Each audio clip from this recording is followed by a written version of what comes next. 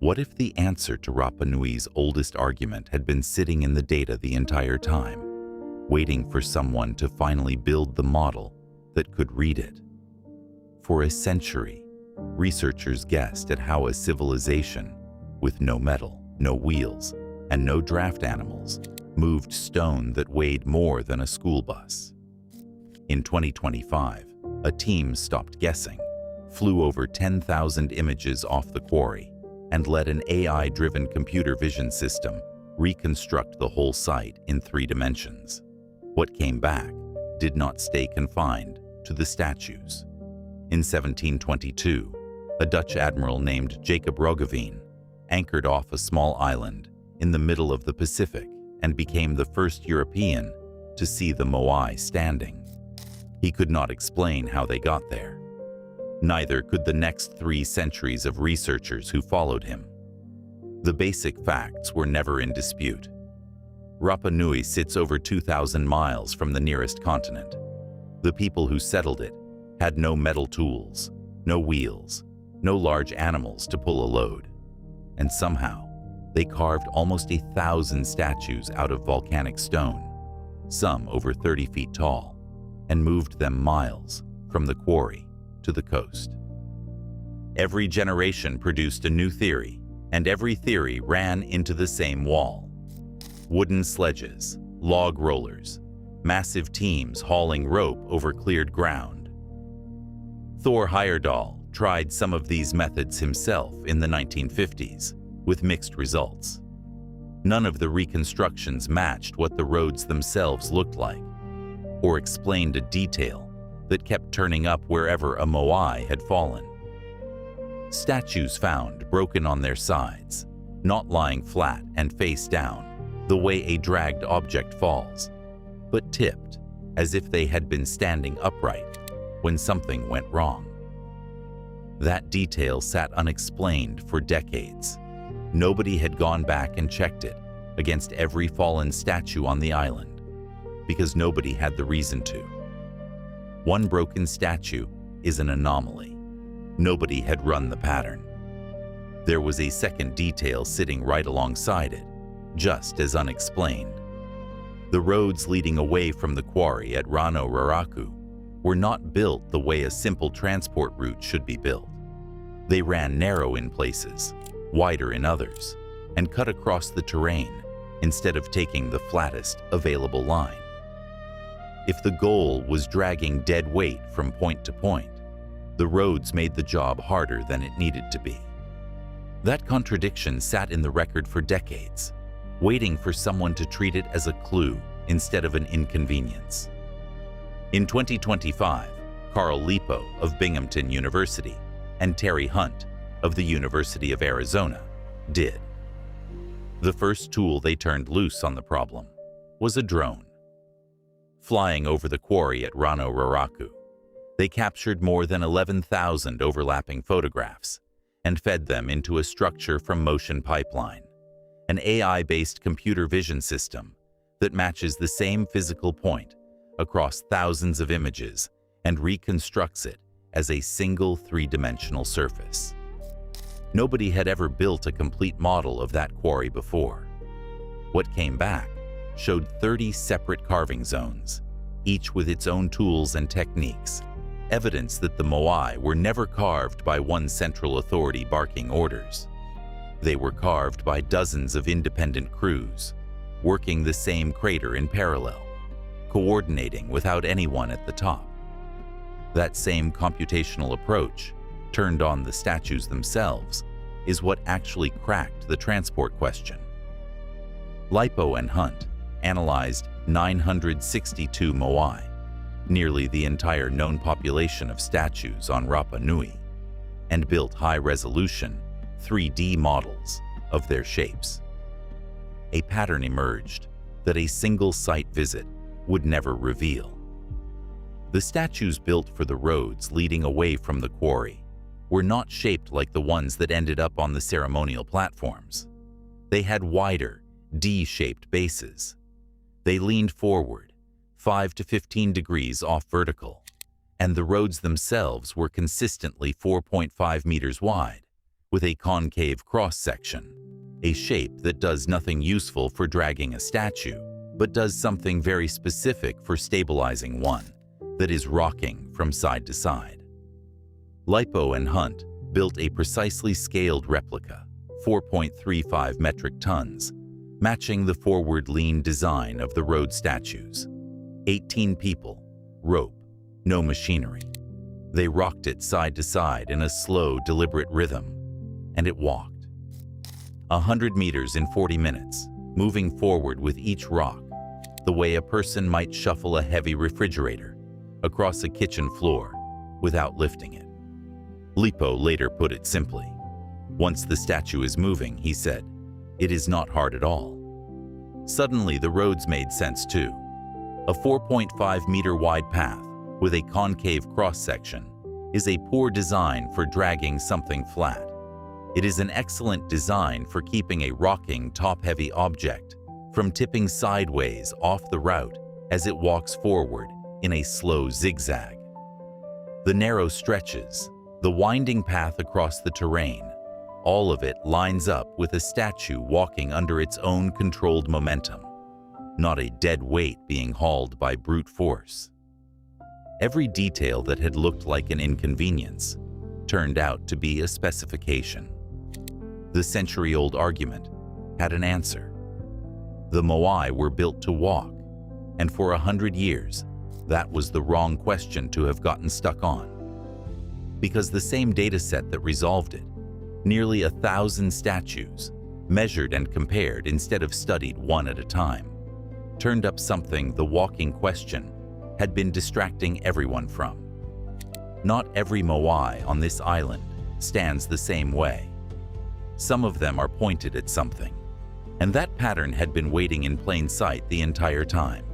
Ahu Akivi. 7 identical Moai, standing in a row on the island's interior, 2.6 kilometers from the coast. Every other major platform on Rapa Nui was built along the shoreline. This one was not. And for decades after its restoration in 1960, nobody had a satisfying answer for why. An astronomer named William Liller spent years trying to find one.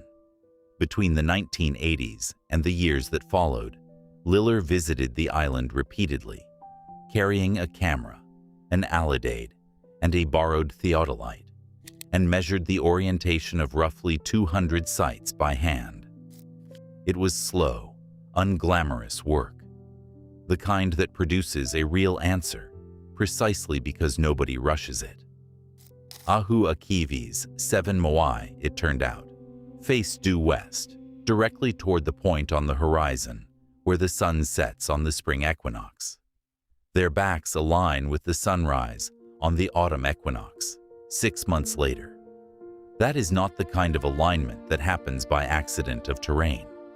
Another platform, Ahu Huri e Urenga, does something similar with the winter solstice sunrise, the shortest day of the year in the southern hemisphere.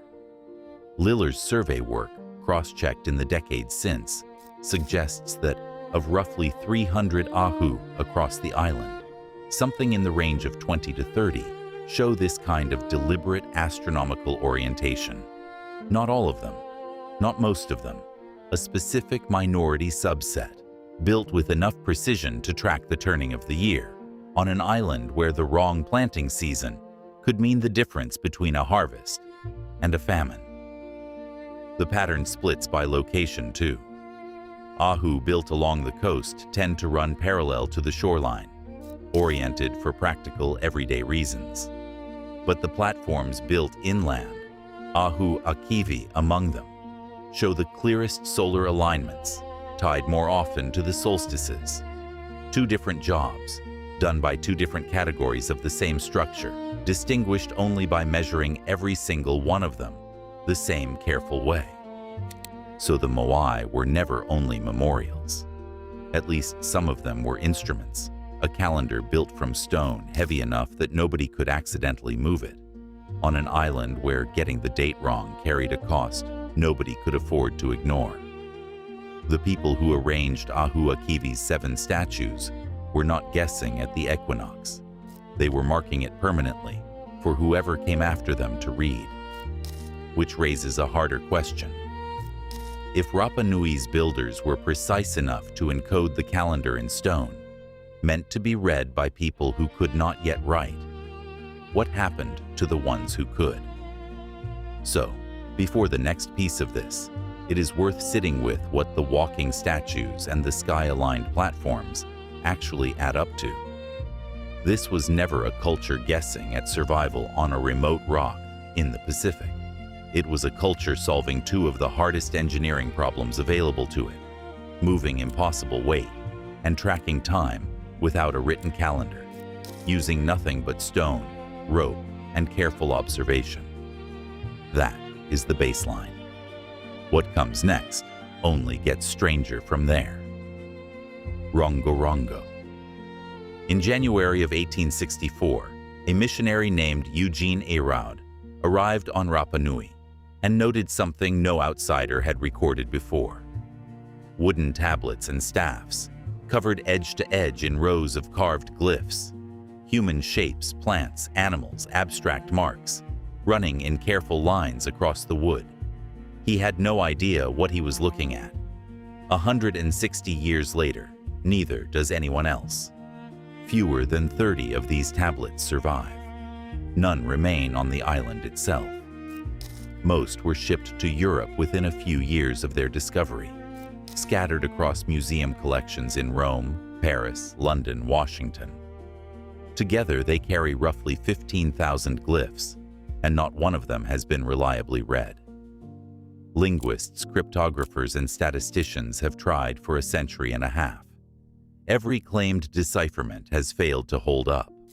For a long time, the leading suspicion was that Rongorongo was not truly independent, that it emerged sometime after Rapa Nui's contact with literate Europeans, inspired by watching outsiders write. If that were true, it would make the script interesting, but not extraordinary. Borrowed ideas are common. Independent ones are almost never. In 2024, a research team led by Silvia Ferrara at the University of Bologna ran radiocarbon dating on 4 tablets held in a Roman convent. 3 dated to the 1800s, consistent with the borrowed idea theory. The 4th did not. Its wood was felled between 1493 and 1509, more than 2 centuries before Europeans ever reached the island. One complication is worth naming honestly. The dating measures the wood, not the carving on it. It is possible, though considered unlikely by the researchers involved, that the tablet sat unused for 200 years before someone carved it. Rafał Wieczorek, a chemist at the University of Warsaw who has studied the tablets, called the result a genuine step forward all the same. Evidence, not proof, but evidence pointing in one direction rather than the other. That single tablet moves Rongorongo into a much smaller, much stranger category. If the dating holds, this is one of only a handful of times in the entire history of the human species that a population invented writing on its own, with no contact, no model, no outside language to imitate. Sumer did it, Egypt did it, China did it, Mesoamerica did it, and on an island roughly the size of Washington, D.C., in the middle of the emptiest ocean on Earth, it may have happened again. And still, nobody can read a word of it. Part of the reason is the scale of what survives. 15,000 glyphs sounds substantial until it is measured against the corpus that let scholars crack Linear B in the 1950s. Hundreds of tablets recording ordinary administrative business, grain counts, land records, names. Rongorongo offers a fraction of that material, and what survives may all record the same narrow category of content: ritual formulas, genealogies, a calendar, which is close to the worst case for decipherment. When every plausible reading fits the same handful of themes, there is no way to rule the wrong ones out. There is no Rosetta Stone waiting to be found for this one. No bilingual inscription, no closely related script already read. Just 15,000 carved marks, and the certainty that whoever carved the last of them understood exactly what they meant. Whatever the Rapa Nui were recording, a calendar, a genealogy, a set of navigational instructions, something else entirely. The people who carried that knowledge are the same generation whose entire world was about to come apart from forces already crossing the ocean toward them, which raises a harder question than any of the ones before it. If the Moai were built to survive the people who carved them, and the writing was built to outlast the voices that first spoke it, what actually broke the chain that was supposed to keep passing it down? For most of the 20th century, Rapa Nui's story had a tidy ending, and it got repeated in documentary after documentary until it hardened into fact. The islanders, so the story went, cut down every tree, competing for resources to build and move their statues, wrecked their own ecosystem, and collapsed into starvation and violence long before a single European ship arrived. A cautionary tale, self-inflicted, complete. It is a compelling story.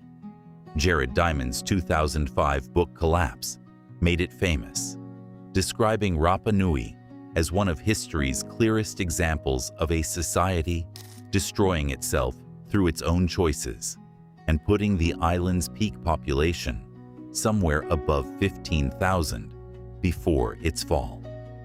It is also, according to a growing body of research, not a settled story. The same researchers behind the 2025 walking statue proof, Lipo and Hunt, have spent more than 20 years building a different case, one that does not fit neatly onto a book cover. In 2024, working with Columbia archaeologist Dylan Davis, they published an inventory of the island's rock gardens, small plots where volcanic stone was deliberately broken up and scattered to protect thin soil and retain moisture, used to grow the sweet potatoes that fed the population. Mapped across the island, those gardens could only have supported a few thousand people at a time. Not 15,000, a few thousand, sustained for centuries, not spiking and then starving.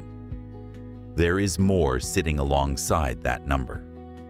Skeletal remains recovered from the island show injury in only about 2.5% of cases, and most of those wounds had already healed by the time the person died. Not the signature you would expect from a society that had descended into the warfare the old story described. And when Captain James Cook's crew landed in 1774, decades before serious European settlement began, they counted roughly 700 islanders, a population already reduced, in an era the collapse narrative places well before its supposed cause. None of this is presented as the final word. It is an active argument, still being fought over in peer-reviewed journals, between researchers who have each spent careers on this same ground and arrived at different conclusions. That is a very different thing from a mystery. A mystery gets solved and moves into the textbook. This has not moved into the textbook. It is still being contested by the people best positioned to know, and the version most documentaries settled on may simply be the version that made the better cautionary tale. So set the pieces next to each other. A civilization precise enough to walk a multi-ton stone across an island using nothing but rope, and a rocking motion nobody else had tried. The same builders marking the equinox in permanent stone for people who could not yet write. Quite possibly the same lineage that invented writing on its own, one of only a handful of times that has ever happened anywhere on Earth. And a collapse story that, the more closely researchers look at it, seems less and less like the version most people were taught. The deeper researchers dig into Rapa Nui, the stranger the timeline becomes. Not because the island hid something supernatural, but because every tidy answer keeps turning out to be smaller than what actually happened there.